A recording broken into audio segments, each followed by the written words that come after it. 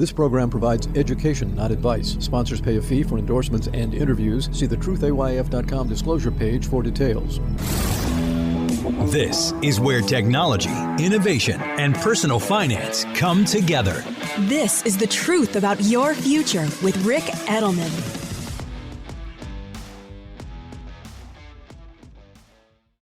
The Truth About Your Future with Rick Edelman is brought to you by Schwab. With Schwab investing themes, it's easy to invest in ideas you believe in, like online music and videos, artificial intelligence, electric vehicles, and more. Schwab's research process uncovers emerging trends. Then their technology curates relevant stocks into themes. Choose from over 40 themes. Buy all the stocks in a theme as is, or customized to better fit your investing goals, all in a few clicks.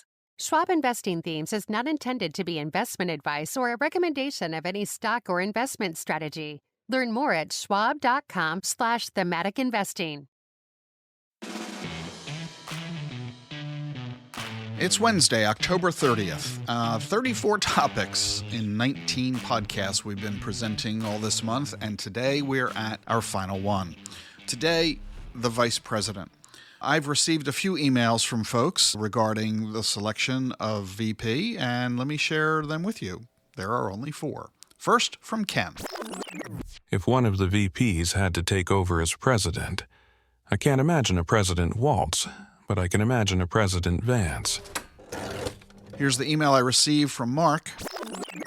Kamala Harris chose Governor Walz to be her running mate, and he is another far-left progressive like her. He has said that there is no right to publish or speak what the government considers to be misinformation or disinformation, which amounts to no First Amendment.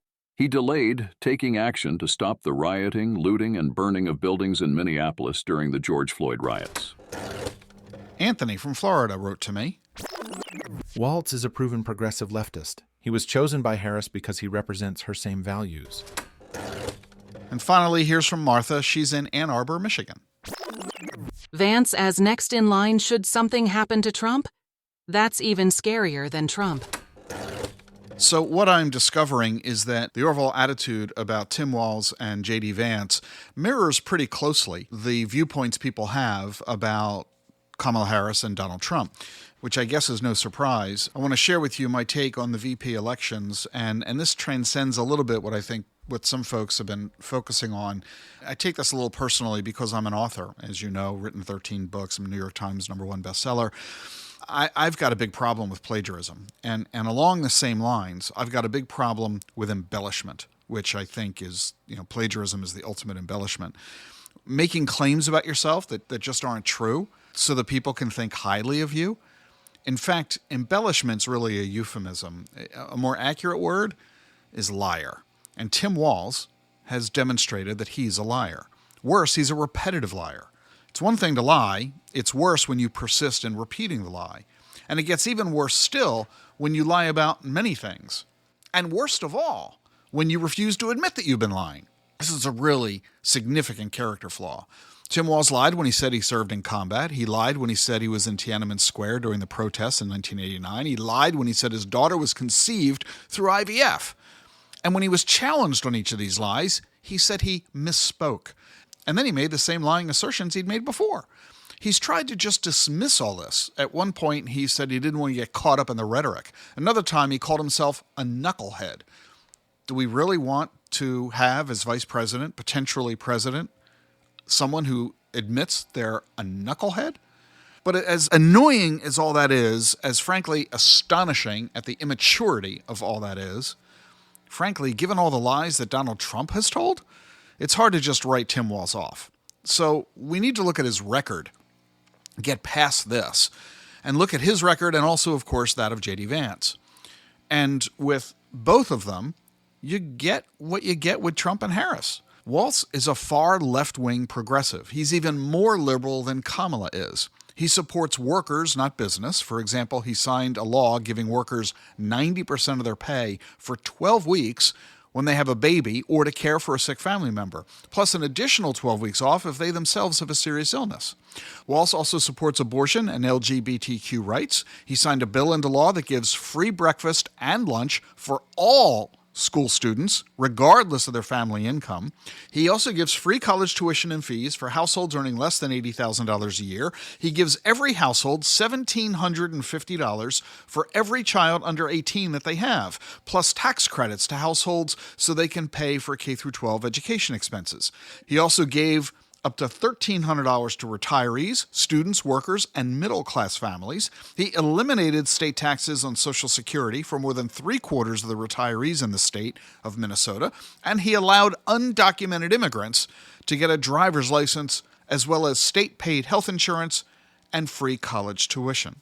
This is all a very progressive, liberal agenda. Kind of fits with Kamala Harris's viewpoint, which makes sense. That's why she picked him. And to pay for all of this, Tim Walz, as governor, raised taxes in the state of Minnesota by $3 billion. He imposed a new big tax increase on corporations, a big increase in the sales tax, and an increase in the gasoline tax. The result of all that, Minnesota's economy grew just 1.6% last year, compared to 2.9% for the rest of the country on average. Oh, and by the way, just like Kamala, he doesn't fully support Israel. Like I said, with Walz, you get a lot of Harris, even more extreme than Harris in some cases. The same, in reverse, can be said about J.D. Vance. He's a mini Trump. Vance is anti-abortion. This year, he voted against in vitro fertilization. He opposes same-sex marriage and gender-affirming care for minors. Vance is pro-gun, anti-immigrant, big on the economy, low taxes, and also low on protecting the environment, or LGBTQ for that matter. So, bottom line, if you like Harris, you gotta love Walz. And if you like Trump, you gotta love Vance.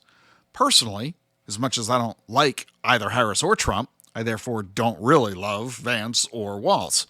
So I'll go back to my ethical concern. Walz seems to have a bunch of ethical problems when it comes to telling the truth about himself. That's a big ding on him. But frankly, I gotta say, it's not enough to make a difference in who I choose for president. Compared to, say, John McCain with his disastrous choice of Sarah Palin, or Ross Perot's horrifying pick of James Stockdale. There's more to come on The Truth About Your Future. Stay with us right here.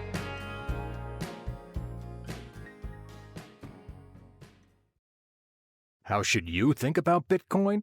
Turn to a specialist. For 6 years, Bitwise has been helping investors access crypto. Bitwise manages the world's largest crypto index fund. They also offer 6 crypto ETFs. You get cutting-edge insights, expert Bitcoin research, and a nationwide team to help. Bitwise helps investors and advisors navigate crypto with confidence. Partner with a specialist. Look for ETFs backed by Bitwise. BitwiseInvestments.com. Carefully consider the extreme risks associated with crypto before investing. So I'm ending this conversation on VP where I started, undecided. So who do you think I'm going to vote for now that we have gone through all 19 of these podcasts, all 34 of these topics? I've laid out for you what I view as the important issues regarding each of these topics and my viewpoint on how I feel about Trump's position or Harris's position on each of them. Who do you think I'm going to choose for president? Send me your thoughts today to askrick@thetruthayf.com. The link is in the show notes. Use the Excel spreadsheet I've provided to you all this month to weigh in yourself if you are, like me, among the undecideds. Because I do have to make a decision, and I'm going to share with you tomorrow what that decision is. And by the way, of all the emails I've received regarding their choice of president, only one person has said their choice for president is me. That kind of says it all. Tomorrow, my summary of these 34 topics and 19 podcasts. I'm glad you're with me here on The Truth About Your Future. If you like what you're hearing, be sure to follow and subscribe to the show wherever you get your podcasts, Apple, Spotify, YouTube. And remember, leave a review on Apple Podcasts. I read them all. Never miss an episode of The Truth About Your Future. Follow and subscribe on your favorite podcast app. I'll see you tomorrow. Increased awareness and actionable intelligence about the forces that are shaping our world. This is The Truth About Your Future with Rick Edelman.